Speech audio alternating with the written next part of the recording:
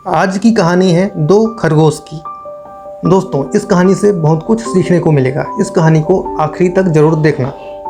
एक जंगल में दो खरगोश रहते थे और दोनों ही एक दूसरे के बहुत अच्छे दोस्त थे। और एक दिन दोनों ने मिलकर डिसाइड किया कि जंगल में ऐसे कब तक भटकते रहेंगे। इसलिए दोनों ने अपना अपना घर बनाने का फैसला लिया। उनमें से एक खरगोश बहुत ही सुस्त था और बहुत ही ज़्यादा आलसी भी। सुस्त वाला खरगोश सोचता है कि घर को इतना आलीशान बनाने की क्या ज़रूरत है। इसलिए सुस्त खरगोश कुछ लकड़ी, पेड़ के पत्ते और थोड़ी बहुत घास इकट्ठे कर कर घर बनाता है और ऐसे घर काफ़ी जल्दी बन जाते हैं। और फिर आलसी खरगोश उस घर में बड़े मज़े से रहने लगता है। और दूसरा खरगोश जो बहुत ज़्यादा मेहनती है, और ये खरगोश बहुत ही अच्छी जगह ढूंढकर अपने घर को ईंट, पत्थर, बहुत ही मजबूत चीज़ों से अपने घर को बनाता है। दोनों ही अपने अपने घर में रहने लगते हैं और एक दिन काफ़ी खतरनाक तूफान आता है और उस तूफान से आलसी खरगोश का घर उड़ जाता है। फिर आलसी खरगोश दौड़ते हुए अपने दोस्त के घर जाकर छुप जाता है।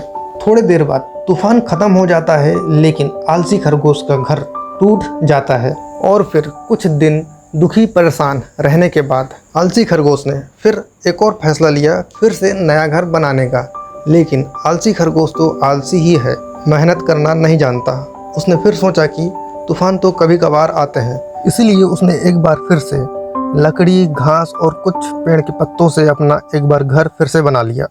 कुछ दिन तो उस घर में उस खरगोश के अच्छे बीते, लेकिन एक रात उसके घर के पास शेर आ गया और शेर की दहाड़ से आलसी खरगोश एकदम अपने घर में छुपकर बैठ गया और शेर ने एक पंजा लगाया।